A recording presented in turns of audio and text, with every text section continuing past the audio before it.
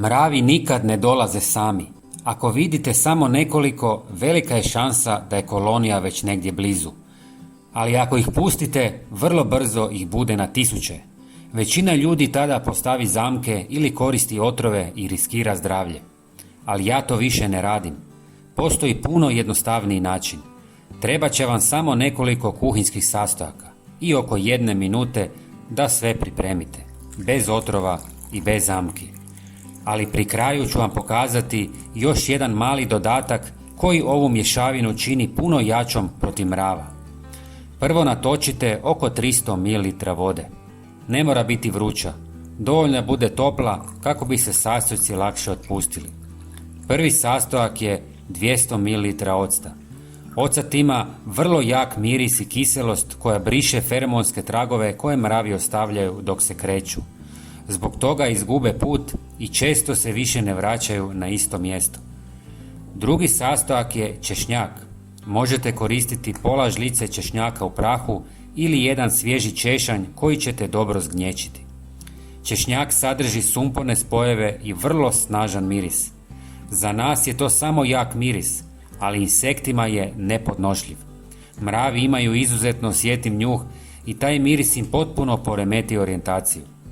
Ako vam se sviđa ovakvi jednostavni vrtni trikovi, slobodno lajkajte video i pretplatite se na kanal, jer ovdje redovito dijelim ovakve korisne savjete. Upravo sljedeći dodatak čini veliku razliku. Dodajte oko pola male žličice crnog papra. Crni papar sadrži spoj koji se zove piperin. On daje papru onu poznatu pikantnost, ali kod insekata djeluje kao snažan iritant i dodatno ometa njihov osjet mirisa. Kad se ova 3 sastojka spoje, dobijete mješavinu koju mravi jednostavno ne podnose. Ali postoji još jedan dodatak koji ovu kombinaciju čini još jačom. Na samom kraju dodaje malo ljute mljevene crvene paprike. Dovoljna je otprilike 1/4 male žličice. Ljuta paprika sadrži kapsaicin. To je spoj koji stvara osjećaj peckanja i iritacije, zbog čega insekti izbjegavaju područje gdje se nalazi. Kada se spoje svi ovi sastojci, dobije se snažna prirodna barijera koju mnogi štetnici izbjegavaju. Sada sve dobro promiješajte. Ovu mješavinu možete ostaviti da odstoji nekoliko sati i preko noći kako bi postala još jača. Nakon toga sve procijedite kroz gazu kako biste uklonili grudice i mogli normalno prskati.